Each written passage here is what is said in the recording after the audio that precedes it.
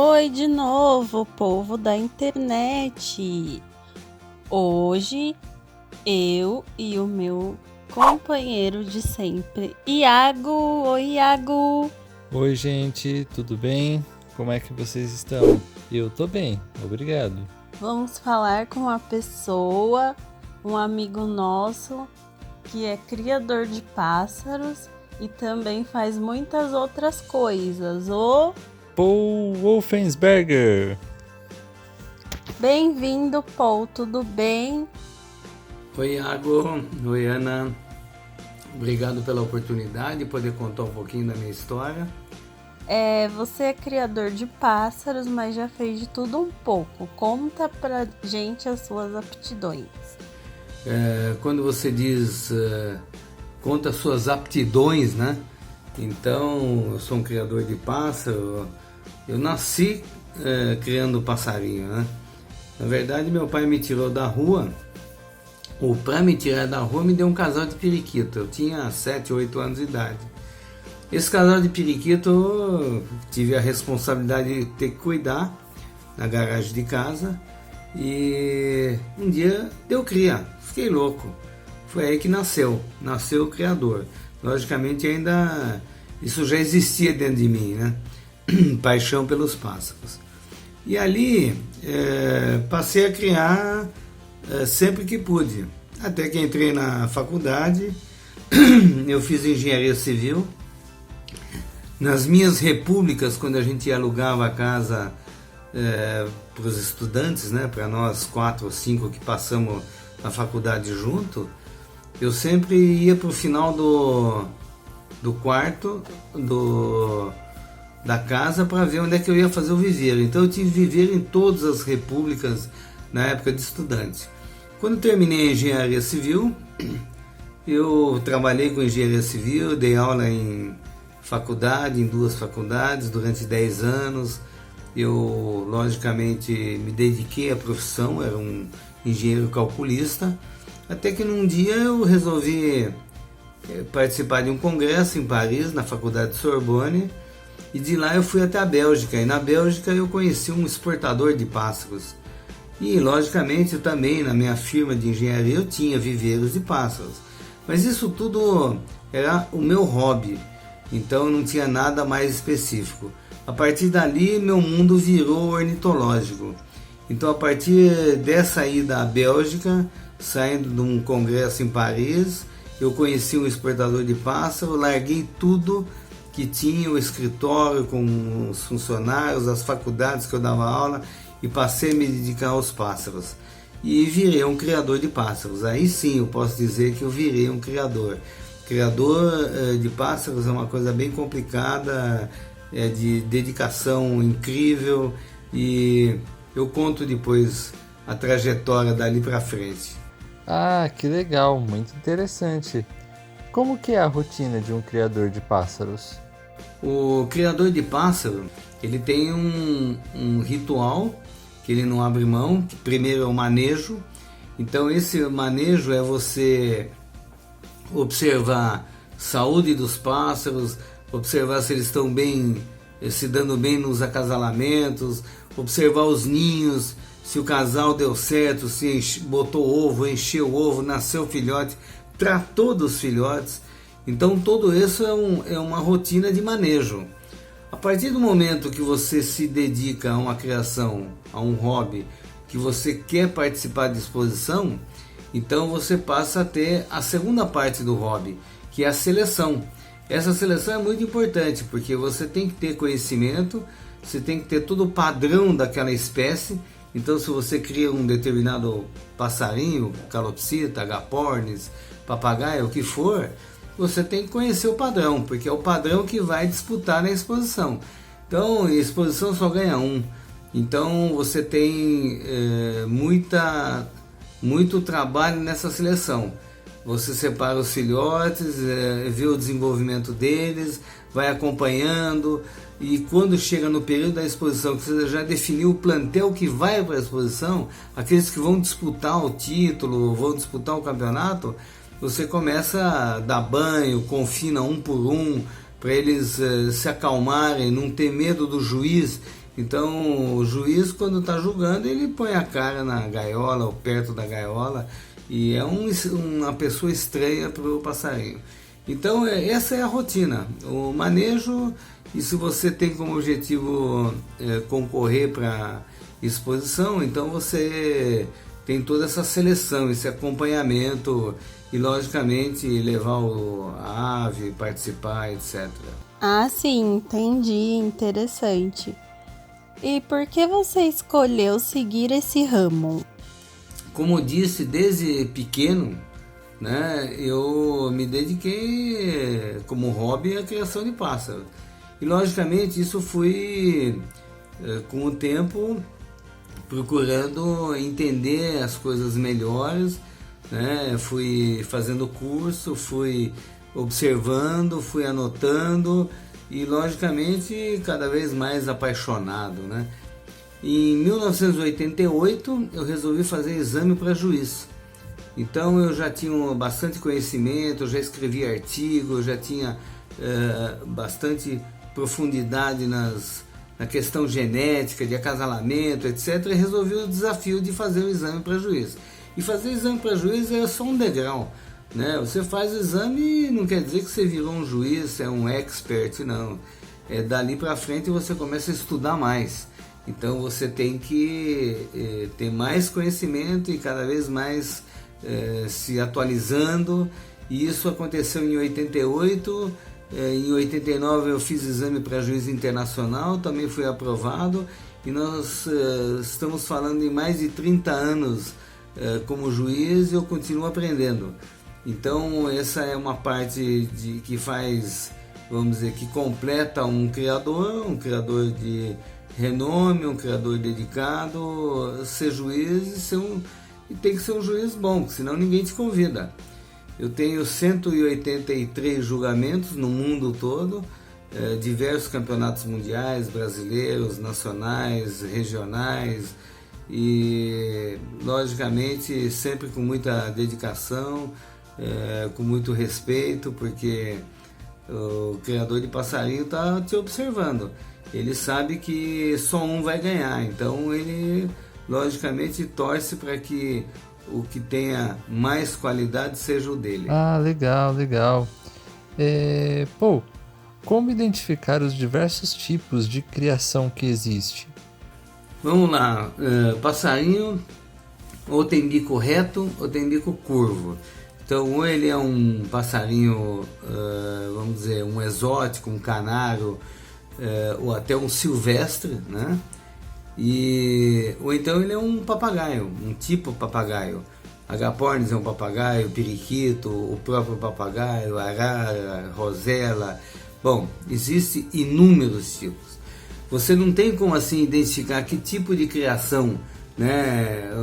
Você tem como identificar o que você gosta, porque número de pássaros, variedade, cor, tamanho, comportamento tem demais. Então você acaba se identificando num deles e logicamente foca o teu objetivo. Eu quero ter uma meia dúzia de casal para ter filhote. Ok, eu quero ter os casais para disputar campeonato. Então não precisa ser quantidade, precisa ser qualidade. Eu quero ter uma quantidade grande para poder vender. Então observar, ter todas as cores, ter todas as mutações. Existem inúmeras mutações nos pássaros. Então isso é uma coisa também que faz parte do criador, aquele que só cria a cor ancestral, a cor que tem na natureza. Então vou dar exemplo, o periquito australiano é verde, tá? E você vê quantas cores existem hoje de periquito australiano.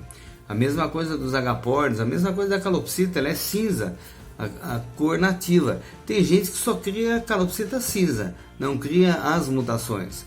Ou diamante de gold, é um bicho de bico reto, multicolorido, tem 3 cores de cabeça na natureza, mas ele tem diversas mutações. Então você identifica o bicho que você gosta, não tem como ter uma regra, olha, isso aqui é assim, isso aqui é assado. A única regra que tem é o bico reto e o bico curvo. E você é juiz. Conta mais sobre essa experiência e os principais pontos para dar notas e etc. Juiz, você quando você vai para um julgamento, é como se fosse um concurso de Miss. Você nunca viu uma Miss gordinha, baixinha, ou uma Miss alta e magra, desproporcional, fora daquele padrão, ou uma Miss que passasse correndo na hora de se apresentar. Então, tudo tem um padrão. O passarinho tem um padrão, ele tem uma altura, ele tem uma largura, ele tem uma cor padrão.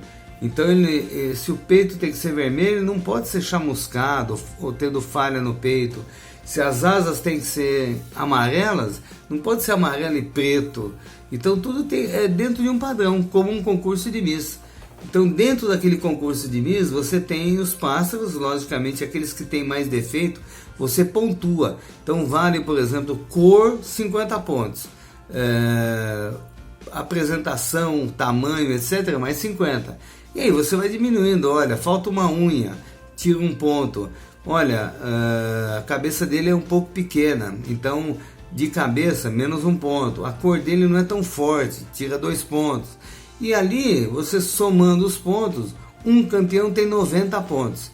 Ou seja, não tem um pássaro perfeito de 100 pontos, mas 90, 91, 92 é um pássaro bom, é um pássaro campeão. E aí, quando você começa a pontuar, você começa a comparar com os outros.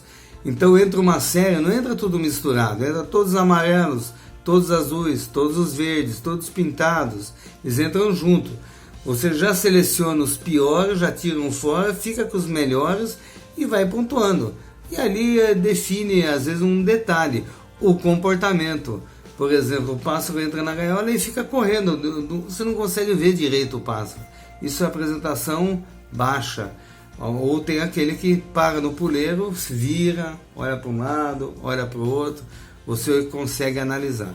Então é assim, o julgamento é uma coisa assim bem prática, bem objetiva. Agora uma curiosidade, você já competiu? Quando eu defini que eu iria ser um criador, não vamos dizer profissional, mas um criador que focasse no campeonato, eu passei a participar de campeonato. Desde 88, 89, 90 eu passei a disputar campeonato. Então, 90 foi meu primeiro campeonato brasileiro, campeão brasileiro, com agapornis. 89 eu tinha sido campeão mundial com canário de porte. 91 eu passei a dedicar principalmente aos agapornis.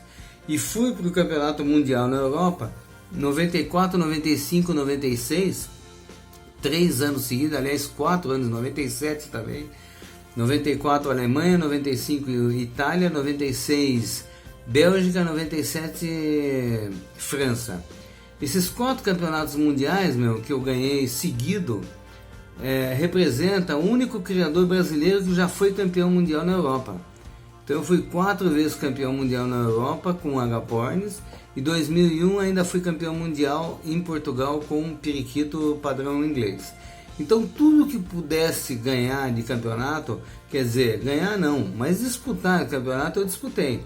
Então eu disputei campeonatos regionais, estaduais, brasileiro, fui 5 vezes campeão brasileiro geral, né? E 5 vezes campeão mundial no hemisfério norte, que nenhum criador teve essa conquista, e 4 vezes campeão mundial no hemisfério sul. Existem 2 campeonatos mundiais, um no inverno europeu, que é em janeiro, e outro no inverno do hemisfério sul, que é em julho. Então teve ano que eu disputei os 2 campeonatos mundiais, 94 e 96. Fui campeão mundial no hemisfério sul e no hemisfério norte no mesmo ano. Então campeonato é assim, se você se dedica à criação, você foca na criação, você vai para campeonato. E qualquer pessoa pode chegar nesse nível, basta se dedicar. Ah, que bacana! E qualquer um pode se tornar um criador e competir? Qualquer criador pode se tornar criador e competir, tem que ser o objetivo dele, tá? Porque você pode ter uma meia dúzia de passarinho, mesmo que passarinho, por exemplo, de gaiola, só de canto. Então, eu quero ter canário de canto, eu quero ouvir o canto do canário, não reproduzir. Até aquele que quer reproduzir e ir para a competição. O começo é frustrante porque quando você entra sem conhecimento nenhum num meio como ornitológico, né, muitas vezes você compra gato por lebre e você acaba tendo resultado, lógico, tem feito o manejo direitinho, comida, água limpa, gaiola limpa, cuidando dos teus casais, você acaba criando e vai para a competição. E quando você chega na competição e vê que não ganhou nada, não está longe você começa a entender, a diferença de ter um passarinho qualquer ou ter um passarinho de competição. E aí você começa a procurar os melhores. Esse daqui foi 3º lugar, vou comprar aquele lá. Então você começa a melhorar o teu plantel. Qualquer pessoa com o tempo passa a ser uma pessoa com nível de competição, desde que se dedique, tenha olho, entenda que ir na exposição não é ganhar, é participar, é comparar o teu passarinho com o dos outros. Então não adianta você achar que você tem o melhor passarinho, que o que vale é em cima da mesa. A hora que o juiz fala assim, nossa, esse daqui é perfeito, esse daqui, a asa cruza, esse aqui é meio pequeno, esse aqui tem os seus defeitos, não pode ganhar. Então você tem que ter uma técnica e tem que estudar bastante. Quais as dicas que você daria para quem gostaria de se tornar criador de pássaros? Bom, dica de criador, né? A gente dá o dia inteiro, né? Fala com as pessoas e tal. A primeira coisa que eu falo sempre é foco. Porque o novo criador de pássaro, o novo robista, o novo ornitólogo, ele gosta de tudo, ele começa a ver, então hoje ele vê os canários, fala, nossa, quantas cores, tem 600 cores de canário, aí ele gosta do verde, gosta do vermelho, aí daqui a pouco ele vê um agapornis, fala, nossa, aquele azul de cabeça preta, gosta de tudo, então começa a comprar tudo. Então tem um casal de calafate, tem um casal de agapornis, tem um casal de calopsita, tem um casal de canário, e eu sempre falo, você quer ser criador? Foca. Escolhe o que você gosta. Foca nele. E mesmo na hora de você focar, então não adianta você focar em canário de cor que tem 600 cores. Então você não vai ser um cara com 300 casais de canário. Então você vai ter que focar no canário e numa cor. Eu gosto do branco e do amarelo. Ótimo, linha clara sem fator. Eu vou criar agapornis, vou criar só personata. Ok, agapornis personata. Então, o foco é a parte principal. A partir do momento que você focou, a partir do momento que você está dedicado a um tipo de pássaro, a um tipo de família, a uma espécie ou espécies daquele mesmo gênero, você passa a ser um especialista e passa a ser um observador e você cada vez mais evolui. Então esse é o conselho. Não misture tudo, não compre tudo, não comece com tudo, não aprenda tudo, que você nunca vai ser nada. Porque não adianta, quem tem tudo não tem nada. Tá? Então o importante é isso, é focar, ver o que você gosta e se dedica a ele. Sim, mas muita gente tem essa questão de não querer criar pássaro por achar que eles devem viver soltos e não presos. E eu queria saber de você, esses pássaros criados em cativeiro, eles são legalizados e se soltos na natureza eles não sobreviveriam. Qual é a sua posição sobre essa questão? A palavra cativeiro não é uma palavra que a gente usa. Parece que cativeiro você prende o passarinho. Não. Você cria passarinho em ambiente doméstico. E logicamente a grande maioria dos criadores no Brasil, e isso é uma coisa que é cultural, eles criam pássaros de origem estrangeira. Então um pássaro de origem estrangeira, um agapornis, por exemplo, que é da África, um periquito que é da Austrália, uma calopsita que é da Austrália, uma rosela que é da Austrália, um papagaio do Congo que é da África, essas aves ou esses pássaros, eles têm origem nativa em outros países. Então não tem cabimento você soltar um bicho desse. Tá? Eles nasceram em ambientes domésticos e vão continuar em ambientes domésticos. É o que a gente sempre fala. Quanto aos silvestres, os pássaros nativos nossos, Então, papagaio, curió, bicudo, canário da terra, sabiá, etc. Esses, para você criar em ambiente doméstico, você precisa ter autorização do IBAMA e, logicamente, a partir do momento que ele passe a viver em ambiente doméstico, ele não toma mais chuva, ele não tem mais resistência a predador, ele já não caça alimento. Então tudo isso ele perde essas características. Então muitas vezes, mesmo aqueles pássaros que são apreendidos de tráfico, eles têm dificuldade de voltar para a natureza, porque leva ele para um outro ambiente. Tá? Agora aqueles criados em ambiente doméstico, eles não têm, a primeira coisa, ele vai voar para uma árvore, ele é meio branquinho, vem predador de todo lado. Segundo, tomou uma chuva, morreu, não tem resistência para viver fora na natureza, já está ambientado em ambiente doméstico. Ah, sim, agora eu entendi, Paul, porque eu sempre pensei e acredito que muita gente também, que todos os pássaros deveriam viver livres na natureza, no seu ambiente natural.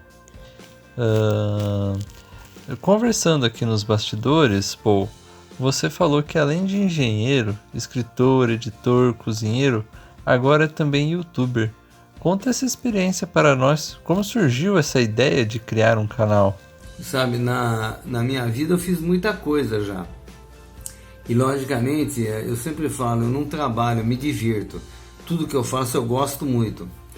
E logicamente, depois da engenharia, porque eu estudei, fui engenheiro, dediquei a profissão, fui professor de engenharia, fui engenheiro em si, né? Tinha um escritório de engenharia. A partir desse momento que eu deixei a engenharia e passei a criar pássaros, eu passei a fazer algumas coisas todas ligadas a pássaros. Então eu tive indústria de alimento de pássaro, eu tive pet shop, eu tive, por exemplo, me dediquei muito tempo a escrever revista, a tocar clube ornitológico, a fazer exposições, a fazer workshop. Minha vida foi dedicada a isso. Então, os pássaros, ou a ornitologia, fez com que eu trabalhasse tentando sobreviver na ornitologia. Hoje, com um pouco mais de experiência, depois de ter criado muito, de ter competido, depois de ter ganho campeonatos, de ter observado muita coisa, julgado muitos campeonatos e tal, eu passei a escrever. Então, hoje eu me dedico a escrever. E logicamente ainda nesse nível de escrever informações, visita criadores, acabei criando um canal. O nosso canal Criadores de Pássaros do Mundo no YouTube é um canal que nasceu assim, precisando de matéria para a revista, para os livros, que é o que me dedico hoje na editora Fase 4 Limitada. Então hoje eu tenho o canal no YouTube e tenho revista e livro que eu escrevo. Essa é a minha dedicação. Entendi, Paul. Show de bola. Como disse, criar pássaros é uma dedicação de muitos anos que eu tenho. Passei por todas as fases de produzir alimento, de importar alimento, de fabricar alimento, de vender alimento, e logicamente fez com que eu tivesse uma experiência grande até nessa parte de passarinho. Viajei o mundo não só para julgar, mas também para comprar pássaros, para vender, importei, exportei, fui na natureza. Posso até contar parte da Ásia, onde é rica, Indonésia, Malásia, Singapura. É fantástico, né? Bom, então com tudo isso, hoje eu me dedico ao canal no YouTube, Criadores de Pássaros do Mundo. Tenho 89 vídeos publicados, não paro de produzir, não paro de visitar criadores. Voltei agora de uma viagem cheio de gravações. Tenho certeza que vou passar de 100 vídeos daqui a pouco. E todos os meus produtos impressos eu tenho num site. Então o nosso site é o www.avesecreadouros.com.br. Aves e Criadouros é o nome também da minha revista, que eu faço uma revista 4 vezes por ano. Eu solto ela 4 vezes por ano, ela é trimestral, e que você pode adquirir a revista, os livros. Criadores de Pássaros do Mundo tem o mesmo nome do meu canal no YouTube. Fiz 6 livros e acabei de lançar um atlas. É o primeiro atlas de psitacídeos. Psitacídeos é bico torto, volume 1. Primeiro livro de psitacídeos feitos no Brasil, e também está no nosso site. Agora a nossa última pergunta de sempre: nos indique um filme com este tema. Daí uma pergunta que eu não consigo responder, eu não consigo dar uma dica de um filme. Por quê? Eu posso contar muito que Criador de Pássaro, muito tempo, ele foi meio marginalizado. Então, logicamente, hoje continua, né? Pessoas sem a mínima noção do que a gente faz, porque nós nos dedicamos, nós somos preservacionistas. Eu posso dizer que no Brasil tem uma ararinha azul, uma arara spix, né? Que não tem mais na natureza, e que graças aos criadores, graças a uma entidade de preservação, começou no Catar, depois foi para a Alemanha, e chegaram ano passado 50 espécies no Brasil. Então hoje estão no ambiente deles, dentro de um viveiro, etc. Mas para se ambientar essas ararinhas, e esse é um marco para nós, criadores de pássaro, para mostrar que o que a gente faz é preservar. Não é, por exemplo, prender o bicho, judiar do bicho, etc. Porque da mesma forma que um passarinho não sobrevive na natureza, esses que nós criamos em ambientes domésticos, um cachorro também não sobrevive, um gato também não sobrevive. Solte um gato ou um cachorro na mata. Veja, deixa ele tomar chuva, vê se ele consegue achar comida, ver se ele consegue brigar com os predadores que existem, né, com todos os... também não. São aves de ambiente doméstico, e isso tem que ser respeitado. Além de ser de ambiente doméstico, nós somos preservacionistas. Então, não consigo indicar um filme, porque ninguém se interessou em fazer um filme que realmente fosse... Porque quando a gente vê pássaro, a gente vê aqueles pássaros assombrosos do Hitchcock, com vários cenários assim assustadores. Tem nada a ver com o que a gente faz. O que a gente faz é um prazer enorme, é um trabalho fantástico, na verdade como eu digo, a gente não trabalha, a gente se delicia do que faz. E criar pássaro, preservar, escrever, falar sobre ele, é uma paixão que carrego pela vida. Poxa, que legal! Eu não sabia desse lance de preservação e tudo mais. Como você não indicou um filme, eu vou tomar a liberdade de estar indicando uma animação. O filme se chama Rio. O filme não fala de criadores de pássaros, né? Mas ele fala sobre contrabando e pássaros silvestres. E tem o clássico do cinema, que o nome não poderia ser outro, mas Os Pássaros, de Hitchcock. É um filme de terror, é meio macabro, não tem nada a ver com o criador também, é um monte de pássaro assustando lá a cidade, mas é muito legal. Então fica essa indicação para vocês também. Bom, pessoal, infelizmente chegamos ao fim de mais um Combo Podcast. Tivemos a honra de conversar com o Paul e deixo o meu convite para você voltar quando quiser. Então é isso, eu quero agradecer também ao Paul e todos vocês que escutaram mais um Combo Podcast. Não se esqueçam de se inscrever no canal, deixar o like, o comentário e compartilhar o vídeo. E se inscrever no canal do Paul também. Criadores de pássaros do mundo!